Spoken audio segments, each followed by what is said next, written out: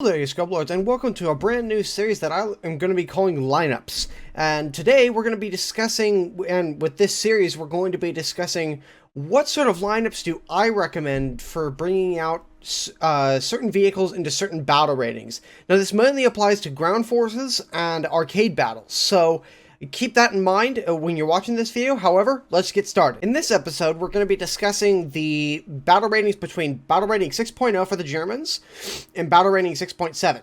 So we're going to be discussing between basically the Sturrer Mill all the way down to the Panther II and anything in between. So essentially most of Tier 4.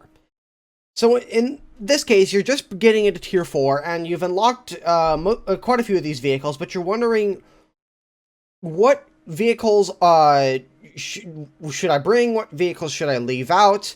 What vehicles should I look out for? What vehicles should I not really pay much mind to?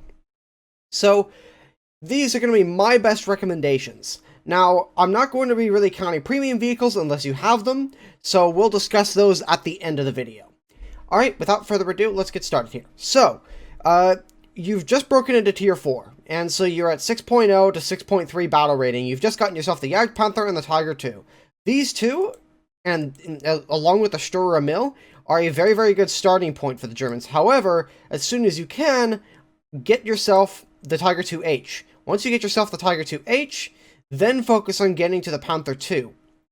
What this allows you to do is it allows you to have two very, very dangerous vehicles, the Tiger II-P and the Tiger II-H, in your lineup as soon as you can. So, without further ado, let me adjust my lineup real quick so I can show you what I'm talking about. Now, with the exception of the Panthers, which I'm going to get to here in a second, the principal lineup that you want to go for is to make sure you have as many of these long 88mm guns as you can in your lineup. The only exception to this rule is the Sturrer Mill, and I would suggest putting that in your lineup and keeping it in there even once you get to 6.7 or 7.0, at least until you get yourself the Jagdtiger. So, the reasons for this are simple. The Tiger II, both variants, are very, very strong vehicles, and they are probably the best heavy tanks for their tier. And probably the best heavy tanks tier for tier in the game. So, what the Tiger II-H will give you is a combination of good armor, good mobility, and excellent firepower. Like I said, best all-around heavy tanks at tier 4, hands down. The only vehicle that can challenge these in a heads-up fight is the T-29, but we'll get to that in a later video. So, with the idea of this video, like I said, is to give you guys an idea of what you guys should bring. Now, the Panther is a good starting point, and it's an interesting vehicle, but unless you're bringing something like the premium Panther, I wouldn't recommend sticking with this thing for very long, because the problem with the Panther is that it can get into trouble, but it cannot get out of trouble. Its reverse speed is so poor that getting yourself into a bad position and then realizing that and getting out of it is going to take time. And time is not something you really have when people are shooting at you. Not to mention the fact, with the introduction of more and more powerful guns coming into the game, the Panther's armor is not particularly good, even at 6.3. And the logical step up, you would think, would be the Ferdinand. The problem with the Ferdinand, although it has much better armor, the problem is that it's flat armor, and it has lots and lots of weak points on it that render it a much, much bigger target, and also, therefore, it really hampers its effectiveness. So, the Ferdinand, as good of a vehicle as it is, there are just simply better vehicles out there to contend it with it. A good example of this is the British Tier 4s. That is the British Tier 5s. The Carnarvon with APDS... Oops. Excuse me. The Carnarvon with APDS will penetrate the front of a Ferdinand out to almost 2,000 meters. So it's very, very critical that you keep the Ferdinand at a distance if you're going to use it. Same with the Jagdpanther. Both of these vehicles are not close-in fighters. These are hang back and pick off enemies from long-range type vehicles. So, you've just broken into Tier 4, and here's the lineup I suggest you bring. With the exception of the Panthers, like I said, I'll get to that in a moment. So, I suggest you bring the Sturrer Mill, Tiger II-P, Jagdpanther, and if you have your hands on it, the Kugelblitz. If not, bring the Ostwind. The Ostwind is a very, very good anti-aircraft vehicle in and of itself, and it's not a bad holdover until you get yourself the Kugelblitz. So without further ado, let's start talking about the Panthers, because they're a little bit different here. So the Panthers are a little bit of a different story. So in regards to, so you've gotten your Panther D, and you grinded through that thing. A lot of people don't really like the Panther D. I'm personally a big fan of it because of its lower battle rating. But you get into these initial three Panthers, the Panther A, the Panther G, and the Panther F, and they all have their own slight differences to them. So the Panther A is essentially a Panther D with a larger cupola and better turret traverse. As you can see, turret rotation speed 19.2 degrees per second. Now this is not fully upgraded, so take that with a pinch of salt. So that it goes up even higher once you get the horizontal turret drive. However, the issues with the Panther A are thus: it's got a 75mm gun, which is very, very good for 5.7, but is decidedly, I don't want to say mediocre, but it's not particularly great at 6.0. Same with the Panther G and same with the Panther F. The difference is that the Panther G has the chin armor on the front of the turret. Now you can't really see it here. Let me turn on the armor viewer. So you can see it's got this extra chin on the bottom, which gets rid of the shot trap that you have with the other Panthers, where it doesn't have this chin. What that means is that the Panther G is a little bit tougher to penetrate.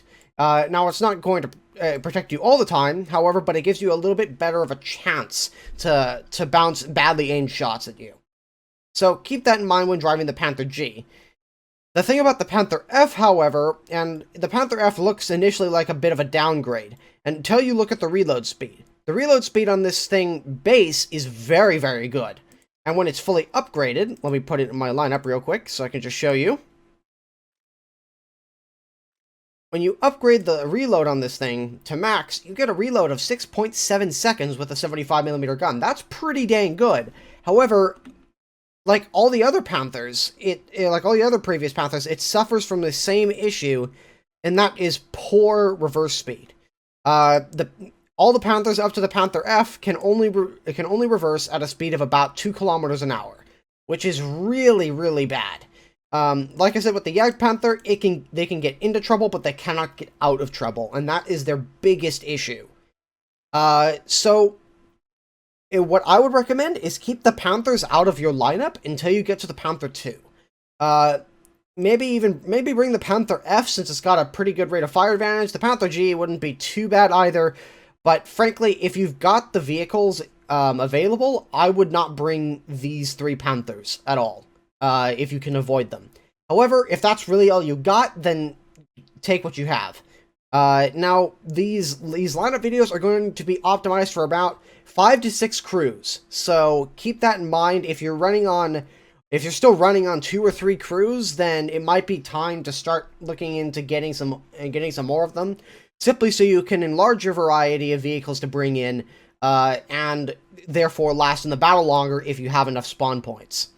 So, once you get to the Panther II, however, things change dramatically, because the Panther II is the most played tank in the game, and there's a reason for that. The Panther II, like the Tiger II, combines excellent armor, well, okay armor, I'll give it that, excellent mobility, and excellent firepower. So, the Panther II is kind of like the be-all, end-all medium tank. Now, I can already hear people in the comments saying, but the Panther II never existed in that capacity, and yes, you're right. However, the Panther II hull does exist. However, that's a discussion for a completely different video. In regards to your lineup, bring the Panther II as soon as you have it, and forget that these Panthers even exist. That's the best way I can describe it. So, ideally, what your lineup is going to consist of... Excuse me here. Ideally, what your lineup is going to consist of is Panther II, Tiger II, Sturrer Mill, Tiger II-P, a ground attack aircraft of your choice, I'll get to that in a minute, and the Kugelblitz. That is the best all-around 6.7 lineup, in my personal opinion. Some people like to bring the Jagdpanther if you've got a premium vehicle, like the premium Jagdpanther, or the premium Tiger II. I would highly suggest you put those in your lineup, because the premium Jagdpanther is simply a Jagdpanther with a different camouflage, but it gets a premium bonus, so it's going to make you more money. And the SLA-16 is literally better in every respect to the regular Tiger II. So, when we put those in when we add in the Tiger II SLA-16 into my lineup, and we put the Tiger II-H in place of the Tiger II-P, you've got a very, very solid all-around lineup here. So, what would be my suggested personal starting vehicle to get into a battle with? Well, that would be the Tiger II-H SLA-16 if you have it. If you do not, the Tiger II-H is still a very, very good option and still a very competitive option. And the Panther II is not a bad place to start either. The Sturrer Mill is also an excellent vehicle, and if you're looking to get some very, very big gun kills early on in the game, the Sturrer Mill is not a bad option either, simply because it's got a cheaper amount of spawn points. It only costs 190 when you are up to 7.0. Meaning that you don't have to get very many kills or do very many things to be able to respawn in something else. So this is not a bad option either. And it's got an immensely powerful 128mm gun, which will one-shot almost anything it hits. So, overall, the Germans have a very, very strong 6.7 lineup here once you've got it to that point, or once you got it to a point like this. Now, granted, if you do not have the Tiger II-H SLA-16, like I said, just replace it with the Tiger II-H and then put the Tiger II-P in your lineup somewhere. In regards to ground attack, it's a little bit different. So you've got quite a few vehicles or aircraft to choose from.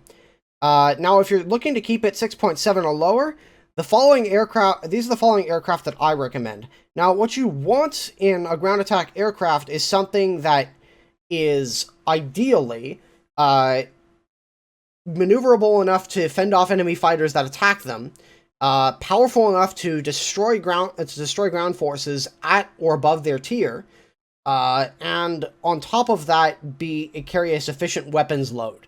So, right now, if you don't have the 262A Sturmvogel, which, in my opinion, is one of the better ground attackers that Gaijin has ever given us, then I would highly suggest you either get your hands on the Dornier 335B2, the ME410 B6R3, if you don't have any of the premium aircraft.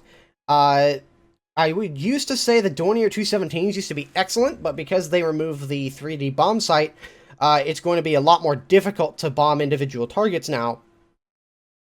And maybe some of the U4 armed variants. The ME262A1 U4 is not bad either. Instead of using the armor targets, or not the HVAP armor targets belt, I would suggest you just use the standard armor targets, because it contains a small amount of explosive filler in the shells, meaning you're going to do a lot more damage when you penetrate the target. However, if you've got the money and you've got either of these two premium vehicles, the HE-219 is a very, very good ground attack aircraft, mainly because it carries two of the Mark 103 30mm cannons. Now, the Mark 103s have an advantage here, because they can carry a high-velocity armor piercing, which has about 93mm of penetration. And the penetration on this is such that engaging any tank from the top isn't really an issue. If you're shooting at the side armor, it could be problematic depending on the vehicles you're shooting at. However, at its battle rating, even then, the HVAP rounds on these guns are going to go right through the side armor of most tanks. However, since you're shooting at the top armor of most of these vehicles, if you're bringing it into a higher tier, again, HVAP is not a problem. Also, since you have the 30mm Mark 108s, which are excellent at shooting down aircraft, you can devastate enemy bombers who happen to come into range, and you've also got 20mm cannons as your base weapons. So, the HE-219 is very, very well armed, and has plenty of options available to it, despite not carrying any weapons. The Dornier 335B2 is also very similar in that respect. The 335 carries not two, but three of those Mark 103 30mm cannons, meaning that, again, if you load HVAP, you've got a very, very, very good ground attack strafing aircraft, which can take out most vehicles, even at Tier 5. This aircraft will just utterly destroy top-tier main battle tanks without much of an issue. The only issue that this thing would have is if it ran up against a mouse, and even then, if you're playing RB or simulator battles, that's not an issue either because, well, you're on the same team. In addition to that, the other reason I suggest you bring the Dornier 335 is because of the bomb load. You can carry two 250 kilograms, one 500 kilogram, or two 250s and one 500 at the same time. This is really the only bomb load I would suggest you bring, to be honest. You could make an argument for bringing the single 500 kilogram to reduce the weight of the aircraft. However, because the aircraft is so fast when without its bombs, well, you've got options available to you. So, in my opinion, I would just bring as many bombs as you can if you're going to be bringing this thing into ground attack roles. However, for Air RB, I don't know if I can recommend this thing or not. Again, I don't really play Air RB all that much. However, in a ground attack sense, the Dornier 335B2 is one of the best ones you can bring. The same goes for the ME410 B6R3. And that's because, again, it has two of these 30mm Mark 108s, or Mark 103s, I'm sorry, to bring HVAP with. So, not a bad option to bring this aircraft as well, for the exact same reasons I stated earlier. Now, if you're lucky enough to have the Sturmvogel, like I do, then you've got quite a few more options available to you. Depending on how upgraded your Sturmvogel is, you could bring either 24 of these rockets. However, I do not suggest bringing them against ground targets, because these 3-kilogram rockets simply do not have the damage potential to take out heavily armored tanks. If you're shooting at light tanks, yeah, you could decimate them, but it's like firing a 3-kilogram HE shell at somebody. It's not guaranteed to one-shot them like most other rockets are. These rockets are more for shooting at large bomber formations than anything else. However, you can also carry the two 250-kilogram bombs, which I think now you can drop individually, which means you have more than one pass. So in case you miss your target, then you can now drop the other one on your second pass and take it out. Or you could bring the single 500-kilogram bomb and make sure that they don't get away from the blast. So you've got options available to you with the 262A Sturmvogel. However, the big disadvantage of this aircraft is the guns. The guns are designed for shooting at aircraft. They're not designed for shooting ground targets. And because they're the Mark 108 variety, not the Mark 103s, they do not have any armor-piercing shells for these cannons, which means that you are very much limited in the types of ground attack, in the types of vehicles you can attack with your guns. Tanks with more than 30 millimeters, like 20 or 30 millimeters of armor, you're going to really struggle to deal any sort of damage to them. Open-top vehicles, by all means, go ahead. You're going to absolutely destroy those vehicles. However, heavy tanks, or even most light tanks, you're going to really struggle to deal with these cannons. Like I said, these aircraft cannons are designed for shooting down bombers and tough aircraft. With only a couple of hits, you can destroy an enemy fighter completely. That's if the spark gods are kind to you. And against bombers, these things just tear them apart, much like the HE-219 that we were discussing earlier. It also just occurred to me that I forgot to mention the Arado. And the Arado is a definite boon if you have it already. The first Arado, at least, if you have it, is definitely a very good ground attacker. Now it's a little bit worse and a little bit more difficult to do with ever since they removed the 3D bomb sight, so you have to be a little bit more accurate, and you have to sort of ad hoc judge things a little bit more than you did beforehand. However, if you're good enough with ground attack bombing and fast bombing and blitz bombing, then the AR-234 it has almost no competitors. So without further ado, let's jump into some gameplay and show you how these lineups work in battle.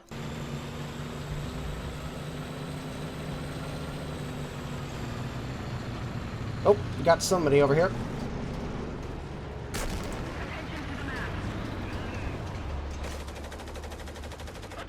And that's an M56 Scorpion down.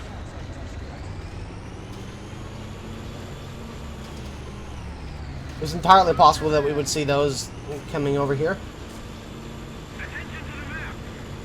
And somebody said a Conway in the chat, so we gotta keep an eye out for him. Conway will easily penetrate our front plate without much difficulty.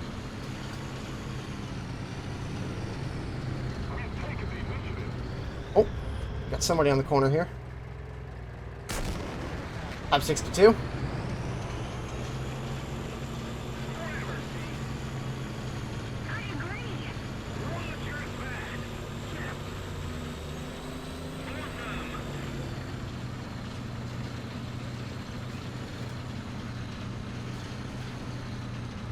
Hopefully... Oh, hi.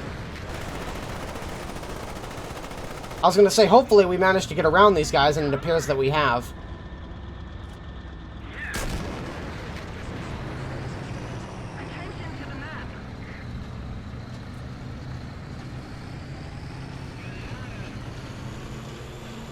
Oh.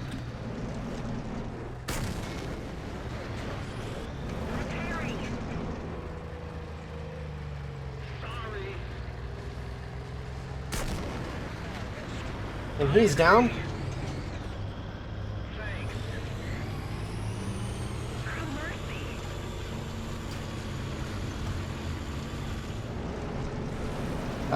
Thought that building was a tortoise there for a second, and I was like, holy crap. We can expect to see a lot of light vehicles around the back here. Because their spawn is so close to this area, a lot of their lighter armored vehicles are going to be able to get here quite quickly.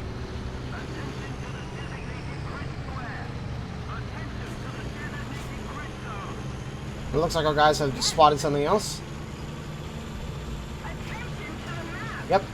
And that appears to be a tortoise.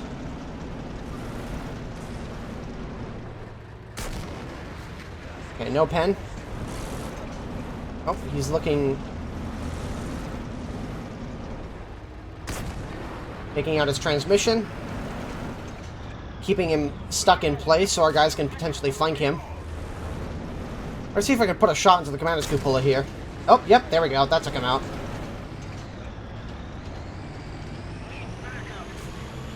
Alright, and it looks like we got somebody else on the other side of this dune here. Check our left. Oh, and it looks like they took care of him.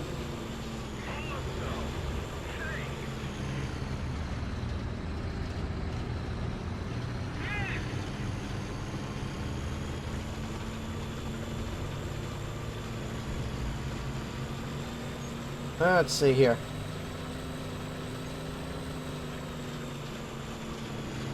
There's somebody else coming out of their spawn. A Centurion of some description. Is he gonna really come over this ridge? That's an FV4202 based on the fume extractor on the barrel. Yeah, I'm pretty much certain this is an FV4202.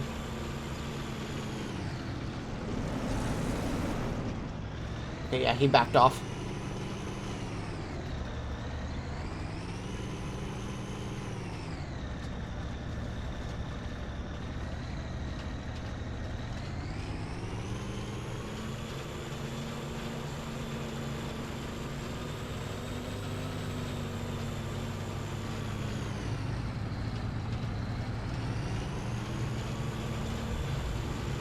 Sounds like the FV is stopped about there on the corner.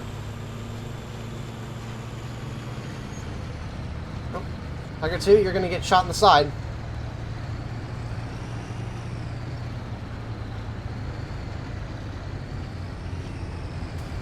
Yep.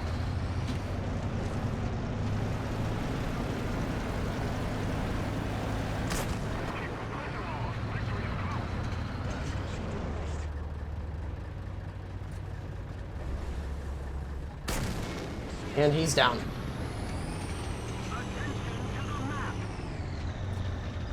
Now, because our team is winning so handily, I'm not really getting you an opportunity to show the rest of these vehicles. However, the next match I will start off in the Panther II.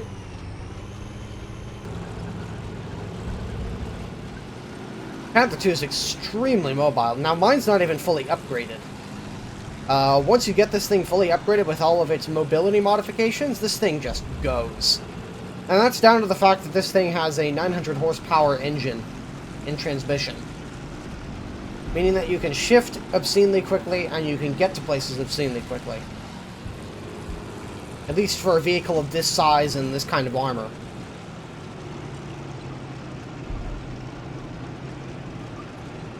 Now, if this guy doesn't take the position that I'm trying to go to, then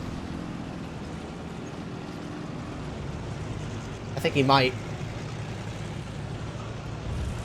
Or not. Okay, cool. So this spot right here is one of the best positions in the game on this map.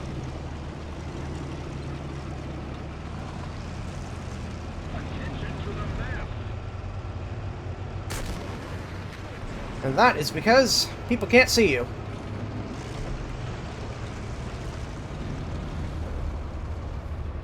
And he appears to be dead by his own artillery. Okay. Well done, Mr. T-44. 100, or well done, Mr. T-44, yeah. Better be careful with all this artillery landing about. That 152mm artillery can really put the hurting on people. Drop it on the bridge over there and see what happens. But yeah, the thing about this position is that you can generally see people coming across right there, but they can't see you.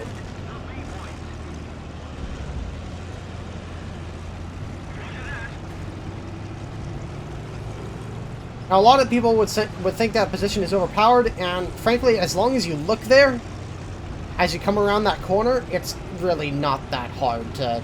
It's really actually not a particularly great position for hiding tanks. The problem is that nobody seems to have figured out yet that, well, you can see people in that position.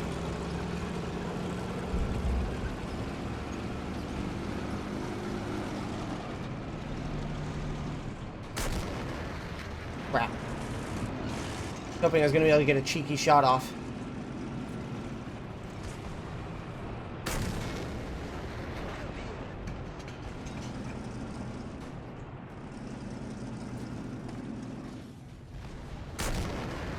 Got him.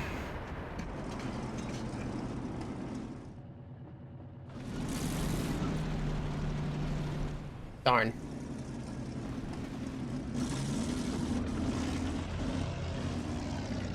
Hoping to get an easy shot on him.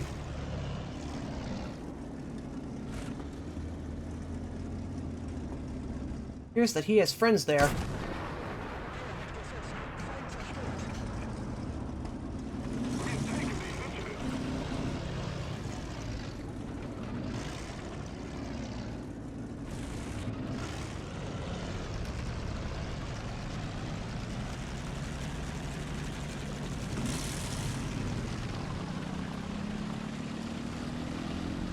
Let's see here.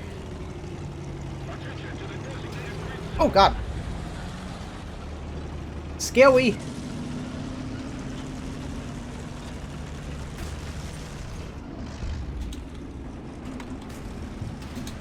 Ah, shit. Yep, M36. Oh, this is a problem. Uh-oh. Well, he got me fair and square. I probably shouldn't have stopped there to talk to people. Let's see here.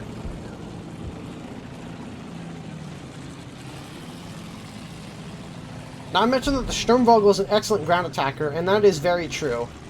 But like I said, but I don't know if I mentioned this at all, but the issue with the Sturmvogel is that once you've dropped that bomb, you are now simply a 262 with 2 less guns and slightly better mobility, and slightly better maneuverability.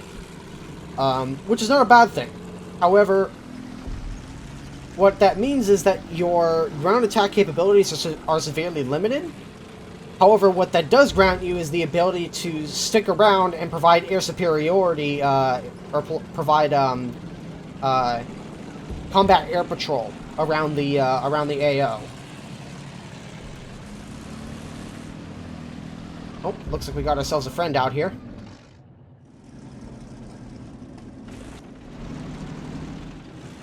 Gotta be careful that nobody comes up and shoots us on our left.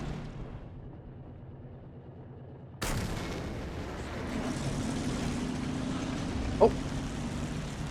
What did I say about friends? Hello there, Mr. Challenger. Sorry to do that to you.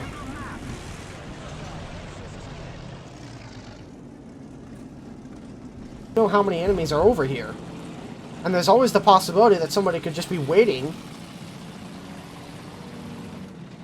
for me to turn my back.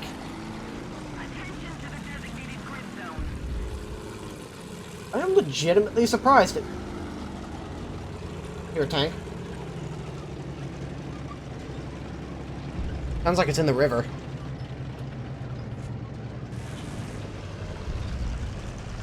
Sounds like it's coming out the right-hand side. Yep. It's an IS-1. I'm going to back up here. Let this guy crest the ridge.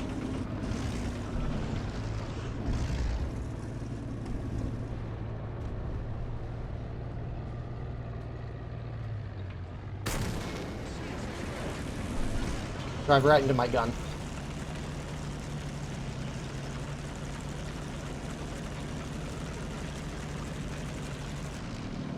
I'm still wondering how all these guys managed to get past our team. Oop. That was a gun to my right. I don't know if you guys heard that.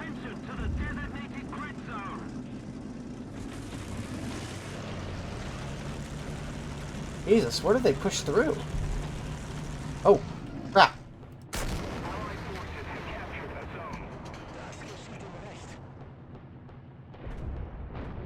Crap.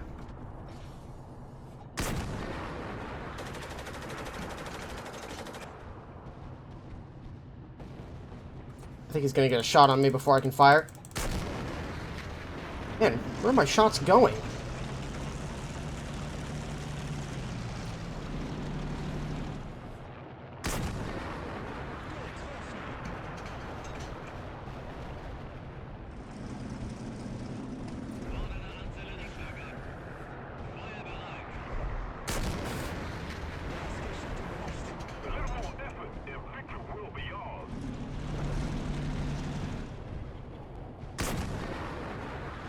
Oh, come on.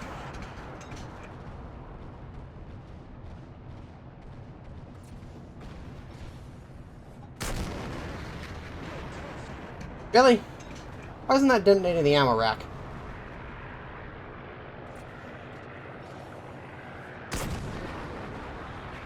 Where the hell did that shot go?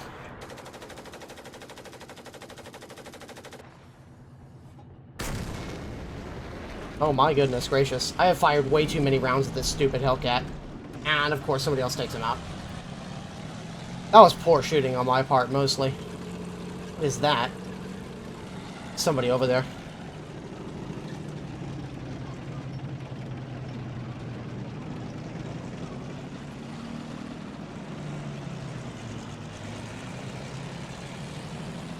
Oh, never mind, that's the 88.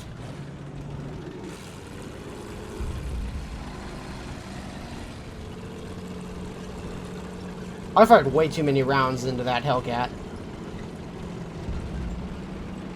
Although, to be fair, the ammo rack in this turret should have gone off when I hit it with an 88mm shell, but whatever. Is what it is.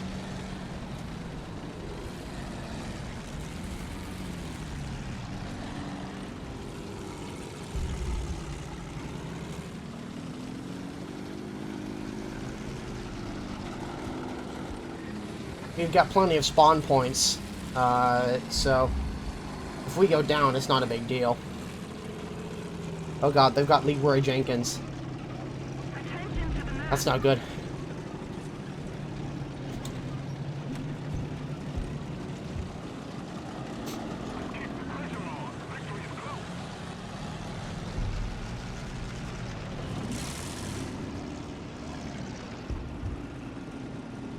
Somebody's up on the bridge.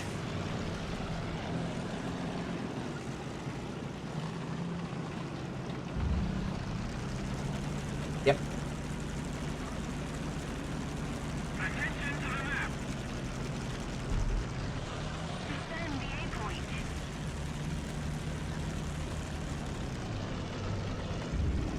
It's gonna help.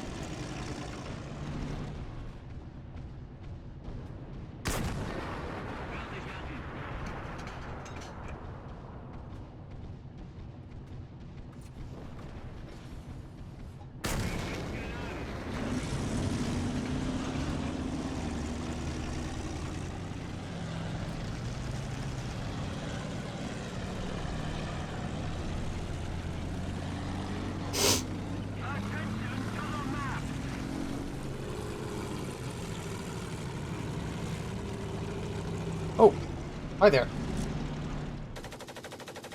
Yeah, he's still got spawn protection. I gotta be careful, that thing can actually penetrate my side armor. Oh, so we got another friend. Ugh, Damn, he's gonna get away.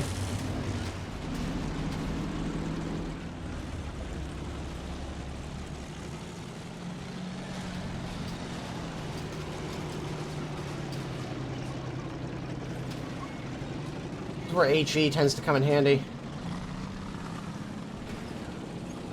Hello? Other of M19s. Seriously.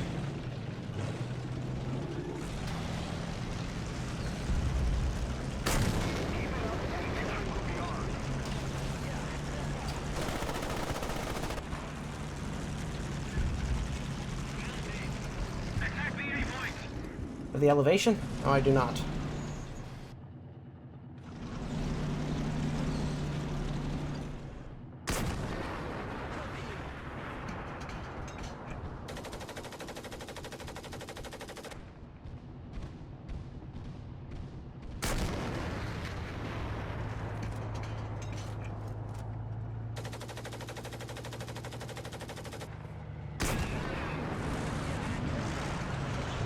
I'm starting to run out of ammo. These M19s are taking way too many shots to kill. It used to be that you just shoot them in the ammo rack and they pop, but doesn't appear to be the case. I'm not sure what it is with ammo racks today being so resilient all of a sudden. They have a lot of aircraft in the air, though. I think I might jump into the 262 and just seal club these guys. Yeah, I'll do that. Alright, so what do we got here? Got an aircraft diving on the BF-110. I think I might just ditch the bomb. We're dogfighting anyway. Aren't very many of them left on the ground. Holy crap, that is a lot of aircraft. Okay, I'm gonna get some altitude.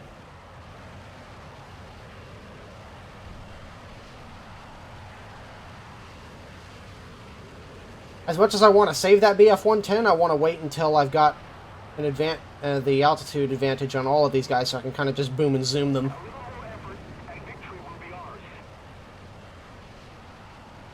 Yeah.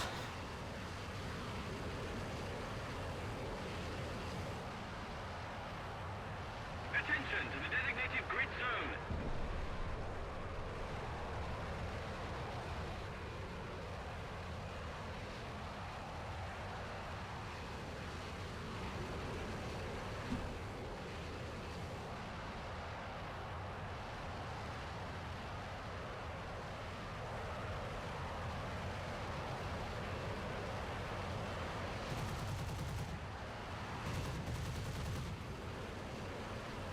Attention to the designated grid square.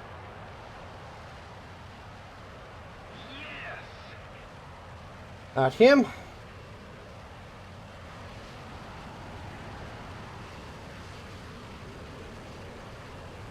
Another aircraft about.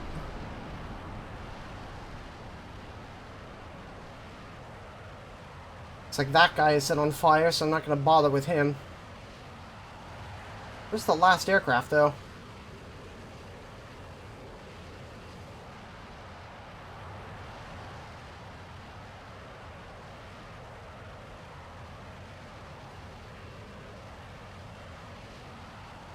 Am I blind? I got the M19 that I was shooting at earlier. Need backup.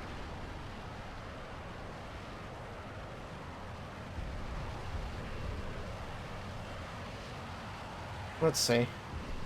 The real nice thing about this 262, and like I said earlier, once you've dropped that bomb, you've turned this thing into a very, very, very good fighter for 6.7. Since you're going to be facing mostly props, funnily enough, this is probably the most historically accurate 262 in terms of the types of aircraft it's fighting.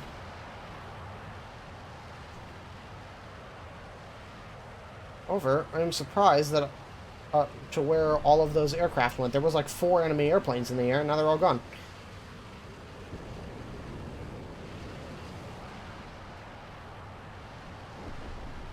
But yeah, it's a very, very good fighter aircraft.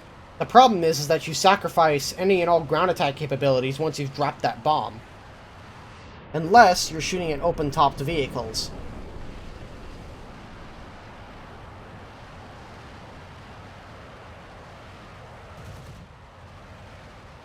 Mark that guy for our dudes.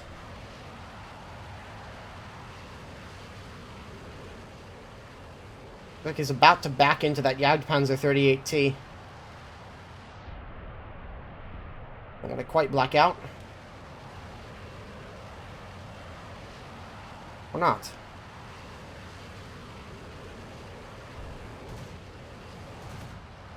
Find another burst to mark him for our guys.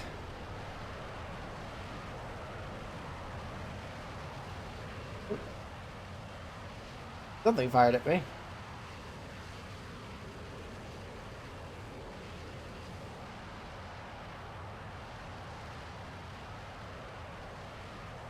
Turn relatively slowly here. Don't want to black out.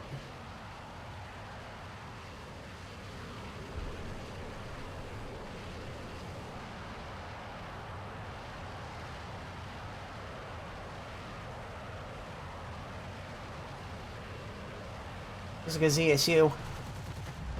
Oh, pff. Just ammo racked him. If you got open topped SPAA, you hit them with these 30s, you're gonna have a very bad day.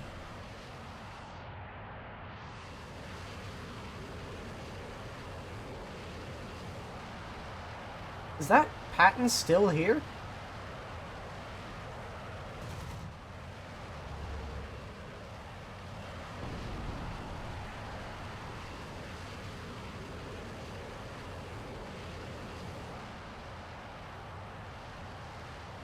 Oh, looks like they got an airplane. Guide on me. I don't know if this guy's expecting a fighter to come in from his east. He's probably too busy looking at the AO. What is this thing? Looks like an IL-10.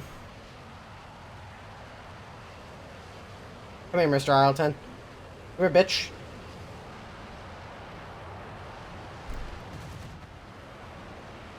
I'm pretty sure you needed that tail.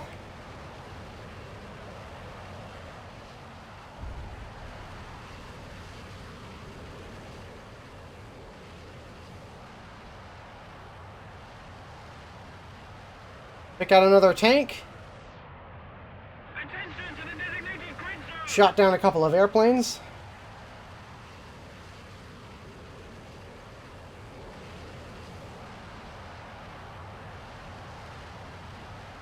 The funny thing is, it's probably just going to go all the way downhill from here, boys. Let me know whether or not you're liking this series so far. Do you guys want me to do more of these, or do you guys prefer just watching me play? I'm open to both. This was kind of just a spontaneous idea that I had about 5 minutes before recording it, so... and I think it would be really cool to sort of demonstrate the strengths and weaknesses of different lineups. The weakness of the German lineup mostly comes down to the player itself. The fact that you don't have good tank destroyers at 6.7 can be a potential issue. Although, because of the way that the heavy tanks act and the Panther II is, and the fact that they've all got essentially the same weaponry, means that between all of them, they are very competitive. Like, every vehicle, there's not a bad vehicle in the German lineup, which is really good, and something I'm not going to really be able to say for many other lineups. However, that T-34 is determined to shoot me down.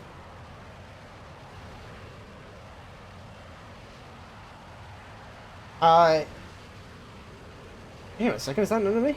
What the heck is he doing there?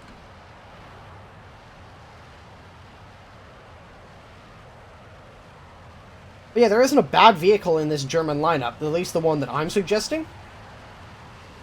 Some other lineups, though, the Americans are a good example of that, are not going to be well off, especially. The problem that I see with Tier 4 is that it relies, some of the very best vehicles at Tier 4 are locked behind a paywall. If they gave the Americans the T-29E3, basically the T-29 with with a rangefinder turret. I think it would be more than good.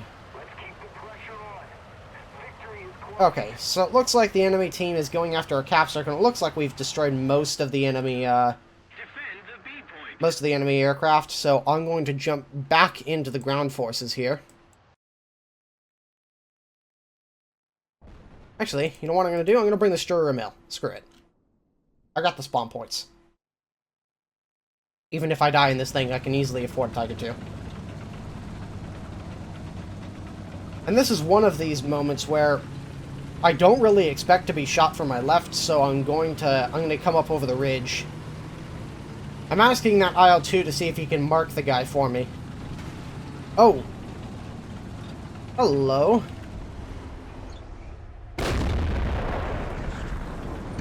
That T-25 really messed up.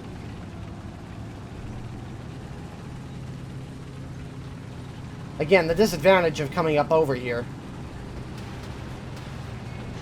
Really? What is this Robo-Wind doing? On your team, for fuck's sake. Alright. Looks like he has spotted him for me.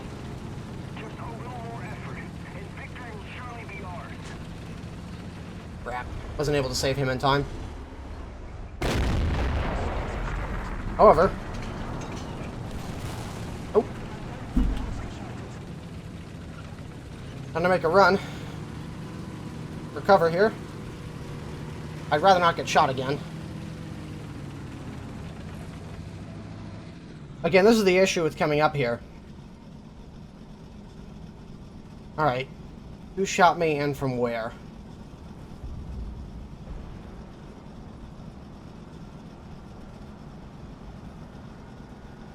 Oh, looks like we ran out of time. 8 kills on the ground, 2 aircraft kills. I'll take it. Alright, well, I hope you guys have enjoyed this video. I realize that this was quite long, and I'll cut out some of the dead portions of the video, where I'm just kind of driving around. So, I hope you guys have enjoyed it so far. If let me know in the poll in the top, I think it's going to be right here. Let me know in the poll in the top left-hand corner of or the top right-hand corner of the screen, whether or not you guys want to see more of these types of videos. Again, I'm going to be calling this lineups, and if you guys enjoyed them, then I will continue to make them more. In other words, thank you guys for watching. Keep your tracks checked, keep your binos in place, keep around in the tube, and I will see you guys in the next video.